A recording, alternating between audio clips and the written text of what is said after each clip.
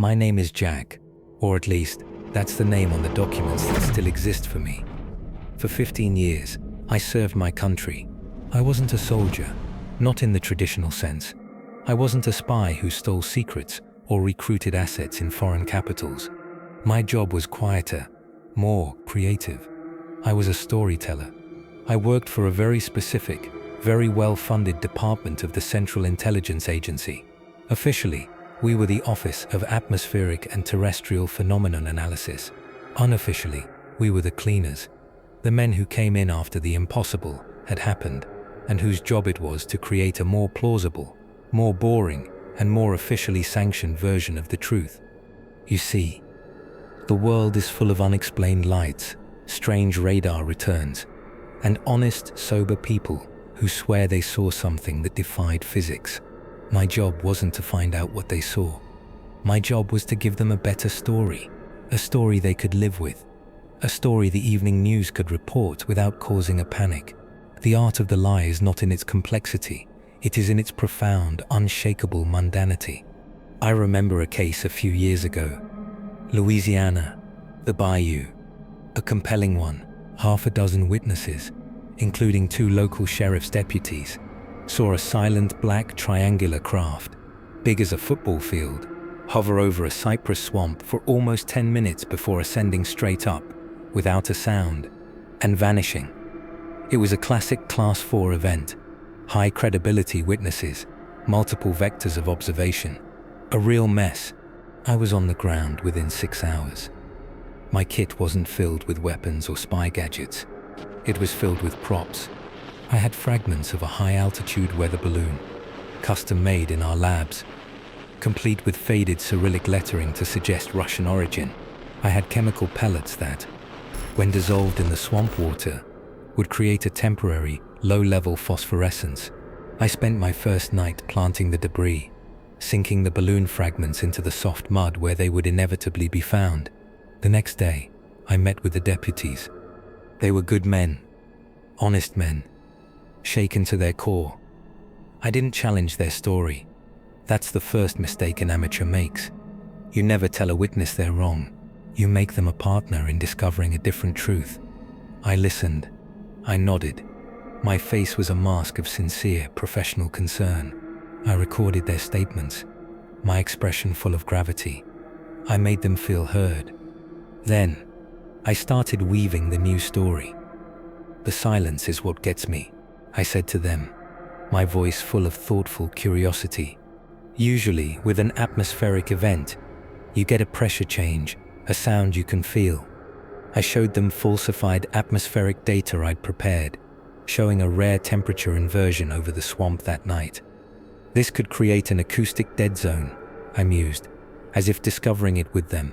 And this kind of inversion, combined with natural swamp gas, well, under the right barometric pressure, it can phosphoresce. Sometimes, it can even create the illusion of a solid dark shape against the lighter night sky. I took them out to the site. We discovered one of the balloon fragments I had planted. I scraped a sample of the water, and later showed them a field test where my chemical kit produced a faint, greenish glow, the same color they had described. I didn't tell them they saw a weather balloon.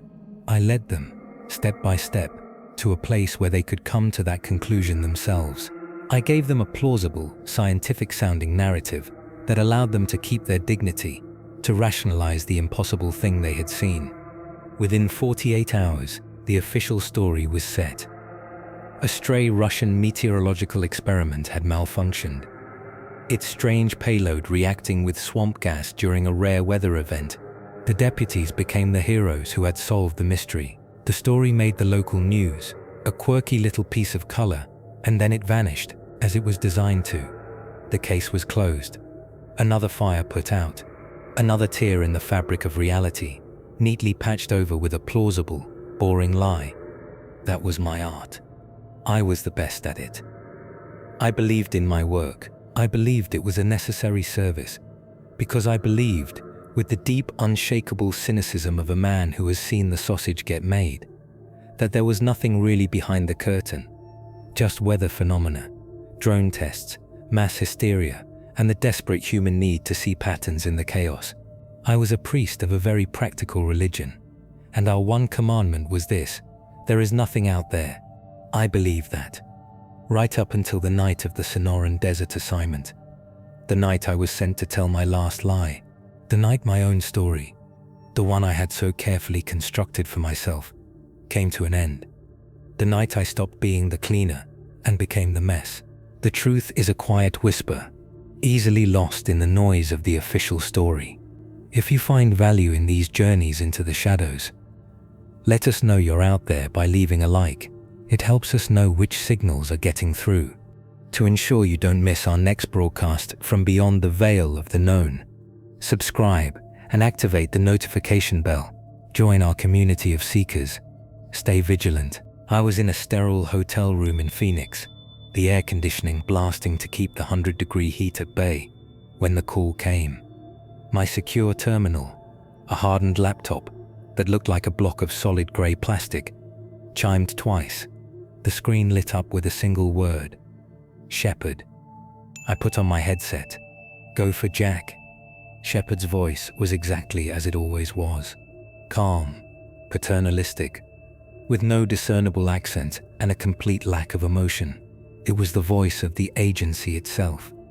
Jack, we have a situation. A Class 3 phenomenon event, Sonoran Desert National Monument, approximately 0200 local time this morning. I'd pulled up the encrypted file he had just sent. A map appeared. A red circle drawn over a desolate stretch of desert south of the Vekel Valley. What are the metrics, Shepard? Multiple witnesses. A group of campers, and more credibly, a senior park ranger on patrol. All reports are consistent. A single, silent, fast-moving luminous object, observed executing a non-ballistic 90-degree turn before descending rapidly below the ridgeline of the Maricopa Mountains. The ranger states it appeared to land. No seismic data, no corresponding radar returns from Luke Air Force Base. I sighed internally. This was the classic recipe. Good witnesses, impossible physics, and no hard data. The most difficult and the most rewarding kind of cleanup. What's the current containment status? Minimal. The ranger reported it to County Dispatch, who logged it as unusual aircraft sighting and shelved it. The campers posted on some UFO forum, but it's buried. The digital team is already working to suppress that. But we can't have a federal employee, a park ranger, sticking to a story like this. It gives it a legitimacy we can't afford. Standard protocol then, I said, already running through the checklist in my head. Standard protocol, Jack. Shepard's voice confirmed. Assess, discredit, contain. I want a plausible atmospheric event or a drone test on the local news by morning. No loose ends. The world is noisy enough right now without this. The line went dead. No goodbye. There never was. I looked at the red circle on the map, just another fire to put out. I packed my kit, the familiar tools of my trade, the custom-made mylar fragments, the soil contaminants, the high-powered static emitters. I wasn't just going to erase a story. I was going to replace it with a new one, a better one, a more boring one. The sound of a car driving on a gravel road, the crunch of tires, and the faint, hot wind of the desert. The park ranger's name was Al Miller. He was a man in his late 50s, his face a roadmap of sun and wind, his eyes clear and steady. He had that quiet, unshakable competence you see in men who spend their lives in vast, empty places. He was not a man prone to hysterics. This I knew would be a challenge. I met him at the ranger station, a small, dusty building that smelled of old paper and brewing coffee. I introduced myself as a civilian investigator from the National Transportation Safety Board, a plausible lie that gave me instant authority. He led me into his office. His hands, I noticed, were perfectly steady as he poured me a cup of coffee. He was not a man who was easily rattled. "I appreciate you coming all the way out here," he said, his voice a low, steady baritone. I know how it must have sounded over the phone. I gave him my most practiced, empathetic smile. Mr. Miller, we take all reports of unauthorized airspace incursions seriously, especially from experienced observers like yourself. Why don't you just walk me through it from the beginning?" As he spoke, my mind was not just listening, it was dissecting. I noted his vocabulary, his cadence, the way his eyes would look up and to the left as he accessed the memory, all signs of a man recalling a genuine, personally experienced event. He described the object's movement, its impossible speed, an object that big, moving that fast. It should have torn the sky open. But there was nothing, not a whisper. It was like watching a ghost. He was good. He was very good. His testimony was clean, consistent, and free of the usual amateur embellishments. I knew then that a simple weather balloon story wouldn't be enough to shake him. I needed to make him a partner in my lie. "That's fascinating," I said, my voice full of sincere curiosity. The silence is often the key. Sometimes, under specific atmospheric conditions, a temperature inversion can create an acoustic dead zone. Sounds that should be there are effectively erased. It's rare, but it happens. I was already planting the seeds, giving his rational mind a new scientific-sounding hook to hang his impossible experience on. I spent the next hour with him, going over star charts, asking about cloud cover, making him recall every mundane detail of the night. It's a classic technique. You surround the impossible event with so much boring, verifiable fact that the impossible part begins to feel like the one detail that doesn't fit, the one piece his tired mind must have gotten wrong. But he held firm. "It wasn't a meteor," he said, his jaw tightening. "I've worked this desert for 20 years. I know what a meteor looks like. This thing, it stopped. It just stopped on a dime, hanging there over the mesa, and there was no sound. Nothing." That evening, I went out to the site he had indicated. It was a small, desolate valley, ringed by jagged, sun-scorched rock formations. The air was cool now, the silence of the desert profound. I didn't need a light. My night vision optics painted the world in shades of cool, ghostly green. I found the spot where the campers had been. As I expected, there was nothing there. No radiation, no magnetic anomalies, no impression on the ground. I opened my kit. I took out a piece of mylar, one of my favorites. It was a fragment of a high-altitude reconnaissance balloon, thin and light, but incredibly strong. I had personally aged it, burned its edges, and stamped it with faint, almost illegible Cyrillic lettering. I half buried it in the sand, just under the edge of a creosote bush, where a casual search would find it, but where it looked like it had been for some time. I sprinkled a fine metallic dust, a unique but harmless alloy, in a small circle nearby. It would corroborate a story of a satellite battery pack burning up on re-entry. It was a perfect scene, a beautiful, elegant lie. I got back in my car. I keyed my secure comms. "Shepard, this is Jack. The scene is sanitized. Witness has been primed for the foreign satellite debris narrative. I'll make an anonymous tip to a local stringer in the morning. He'll find the debris, and the story will tell itself. Consider the situation contained." Shepard's voice was a dispassionate crackle in my ear.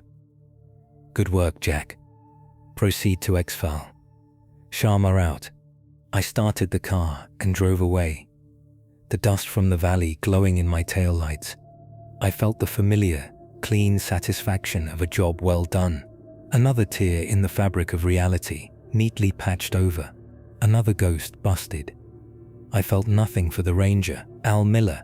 He was just a variable in a complex problem, and now he had been solved. I had no reason to doubt my work, no reason to give the event a second thought. But as I drove through the silent, sleeping desert, the ranger's words echoed in my mind, a quiet, insistent hum beneath the satisfaction. It stopped on a dime, and there was no sound, nothing. I was at a motel 60 miles from the site, a place called the Starlight Inn, a classic piece of desert Americana with a flickering neon sign that promised cheap rates and color TV. My go bag was packed, my report was filed, citing the discovery of debris consistent with a foreign high-altitude satellite. Another successful cleanup. By the time Al Miller, the park ranger, found the mylar fragment I had planted, the story would be a local curiosity, and I would be a ghost on my way to the next fire. It was a clean, professional exit, but I couldn't shake it. As I stood there, looking at my own tired face in the cheap, warped mirror, the ranger's words kept playing in my head. It stopped on a dime, and there was no sound. It wasn't his belief that bothered me. I'd dealt with hundreds of true believers. It was his competence. He was a man who knew his environment, who knew the difference between a meteor and something under intelligent control. The story I had built for him, the fallen satellite, it was good, it was plausible, but it was a lie. And for the first time in a long time, the lie felt insufficient. It felt cheap, against every rule in the Langley playbook, against 15 years of ingrained training that screamed at me to disengage and disappear. I made a decision. I wasn't going to the exfil point, not yet. I grabbed my car keys and my optics kit. I was going back, just one last look, to satisfy my own professional curiosity, to prove to myself that the silence and the impossible physics were just a trick of the mind, a detail exaggerated by a good man in the dark. I needed to see the empty valley for myself, to confirm the beautiful, boring lie I had created. The sound of the car engine cutting out, plunging the scene into a profound, deep silence, the gentle crunch of boots on sand and gravel. I parked the rental on a deserted access road, about a mile from the mesa. The silence of the high desert at night is a physical thing. It presses in on you. The air was cold now, and so clear the Milky Way looked like a tear in the fabric of the sky. I made my way to a low ridge overlooking the valley, the same valley where I had planted the debris. I set up my high-powered thermal and night vision optics. As I expected, there was nothing, just sand, rock, and the faint, cool outlines of the mylar fragment under a bush. Everything was exactly as I had left it. I felt a wave of relief. See? Nothing. Just a ghost story. I was about to pack up my gear when it started. It wasn't a sound. It was a feeling. A sudden, inexplicable pressure change that made my ears pop. The air grew cold, a deep, penetrating cold that had nothing to do with the desert night. The low-level hiss of static in my electronic earpiece died, replaced by a perfect, dead silence. And then I felt it, a low-frequency hum, a vibration that started in the soles of my boots and worked its way up into my chest, a deep, resonant thrum that was in perfect sync with my own terrified heartbeat. I looked up, toward the sky over the mesa, and I saw it. A hole, a patch of sky where the stars were gone, blotted out by a circle of perfect, impossible blackness. It wasn't a shadow, it was an absence. As I watched, the circle of black began to glow from within, blossoming into a soft, cold, silver light. It was a light that didn't illuminate. It seemed to absorb the darkness around it, and it was descending. It came down without a sound. No rush of air, no engine whine, no anti-gravity hum. It moved with a silence so total, it felt like a violation of the laws of nature. It was the ghost Al Miller had described. My training, my cynicism, my entire carefully constructed reality, dissolved into a mist of pure, primal awe. My hands, which had been so steady planting false evidence just hours before, now trembled so hard I could barely keep the optics focused. The craft settled into the valley, landing in the exact spot where the campers had been. It hovered a few feet above the ground, its silver light bathing the desert floor in a sterile operating room glow. It wasn't a saucer. It wasn't a triangle. It was a smooth, seamless ovoid of a material that looked like polished black obsidian, a solid piece of the night sky that seemed to drink the very starlight. It didn't look like a machine that had been built. It looked like something that had been grown. With a soft, sighing sound, a section of the hull seemed to liquefy and retract, forming a ramp made not of metal, but of solidified pale light. My heart was a jackhammer in my chest. I should have run. I should have called it in. I should have done anything other than what I did. I just watched. I was paralyzed, a spectator at the birth of a new world. A figure appeared at the top of the ramp.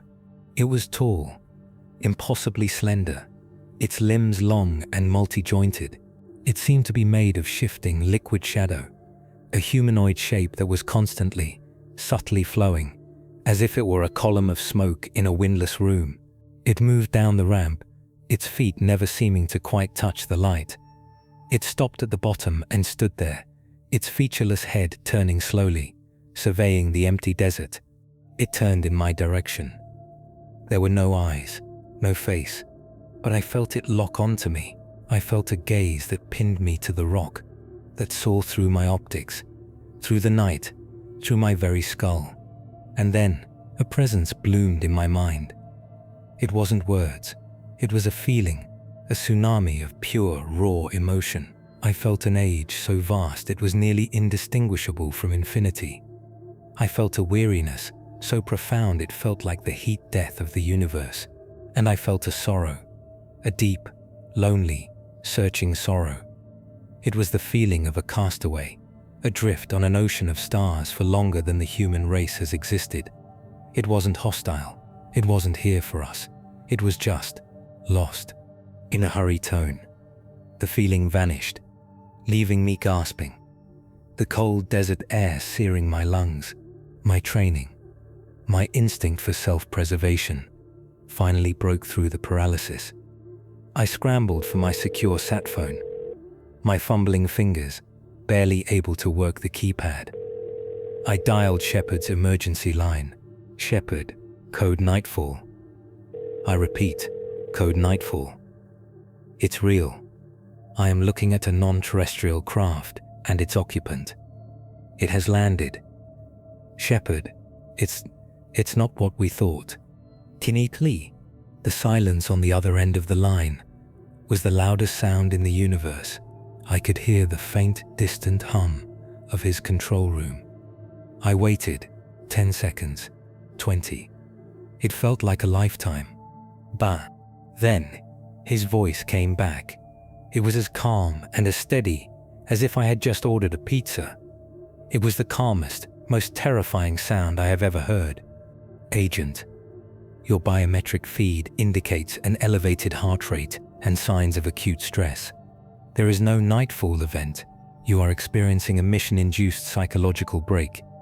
We've seen this before. Abort your position. Return to the designated exfil point immediately for debriefing and a full psychiatric evaluation. Do you copy? Psychiatric evaluation. The words hung in the cold desert air, colder than the temperature drop, colder than the space between worlds. It was a euphemism, a sterile, bureaucratic word for a bullet or a chemical cocktail that would scramble my brain into a compliant, forgetful mush. I had spent my life as the cleaner. I knew the protocols for a compromised asset, and in that single, calm, dismissive sentence, Shepard had just reclassified me. I was no longer the agent. I was the loose end. I looked down from my ridge. The valley was empty. The craft, the being, they were gone. They had vanished back into the stars, as silently as they had arrived, leaving behind nothing but trampled sand and a man whose entire universe had been dismantled in the space of 10 minutes. The being's final, sorrowful gaze felt like a goodbye. It knew what my own people would do to a witness. It had shown me the truth, and in doing so, had sentenced me to death. The static in my ear clicked off. Shepard had terminated the call. No follow-up, no argument, just a verdict, delivered from a quiet room 1,000 miles away. I stood there, frozen, caught between two impossible realities, the one I had just witnessed and the one that was now hunting me. My training, my instincts, every fiber of my being screamed one word: run. In the hurry tone, faintly, from the east, a sound that cut through the desert silence like a knife, the rhythmic, percussive thump, thump, thump of multiple, heavy-lift helicopters. Not a single Belljet Ranger for a quiet exfiltration. This was the sound of a containment team, a snatch and grab crew. They weren't coming to pick me up. They were coming to erase a problem. I was the problem. I didn't think. I just moved. I abandoned the expensive optics, the tripod, everything. I grabbed my go bag, a small dense pack containing cash, fake IDs, a water purifier, and the tools of a ghost. I slid down the back of the ridge, the loose gravel cutting into my hands.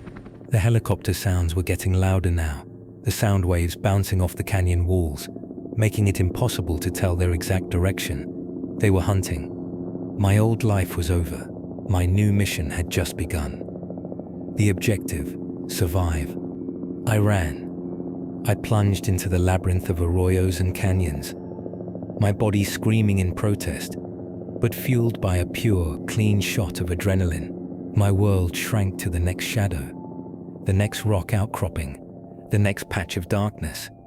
The skills they had taught me to hunt down and discredit others, I now used to save myself. I moved without a light, my feet finding purchase on the uneven ground from memory and instinct. A brilliant white searchlight suddenly sliced through the darkness, painting the canyon wall 100 feet to my left in stark, terrifying relief. I threw myself flat behind a cluster of ocotillo, my face pressed into the dirt, the smell of dust and creosote filling my lungs. The roar of the chopper was deafening now. Directly overhead, the wind from its rotors tore at my clothes, whipping sand into my eyes. Come on, keep moving, I whispered to myself, my voice a ragged prayer. The light swept past me, a brilliant, searching eye. The sound moved on, echoing down the canyon. I waited, counting the seconds, my heart a frantic prisoner in my chest.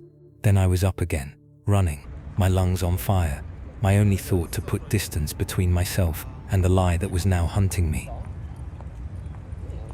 That was 6 weeks ago. 6 weeks of living in the shadows, of moving from one cheap motel to the next, paying in cash, my face always hidden under a baseball cap. I am a ghost now, but of a different kind, a fugitive from the men who guard the borders of our reality. I finally understand the truth. I finally see the full, elegant and horrifying scope of my old job. The agency, the powers that be. They don't care if aliens exist. They know they do. The real secret, the one they will kill to protect, isn't that aliens are here. It's that they are so far beyond our comprehension, so advanced and so ancient, that we are to them little more than ants on the sidewalk. We are not a threat. We are not a prize. We are, for the most part, completely irrelevant. The visitor I saw was not an invader. It was a castaway, a lost traveler, on a journey I cannot even begin to imagine. And our most powerful governments, our deepest secret keepers, were utterly, hopelessly powerless in its presence. They couldn't stop it. They couldn't communicate with it. They couldn't even properly understand it. And that is the one truth they can never allow to get out. Not the existence of aliens, but the fact of our own cosmic impotence. So we tell stories. We create comfortable, manageable lies. We invent tales of crash saucers and government cover-ups of captured technology because it makes us feel important. It makes us feel like we are part of the conversation. But the truth is, we're not even in the room. We're just a strange, loud, primitive species, living out our brief lives on a piece of rock that a far older, far wiser traveler was just passing by. My old job was to create those comfortable lies, to patch the holes in the illusion that we are in control. My new one is to survive a truth that is anything but. They aren't hostile. I don't think they even know we're here, not in any way that matters. We're just part of the scenery. The real predators aren't the ones in the ships. They're the ones who send men like me to tell you they don't exist.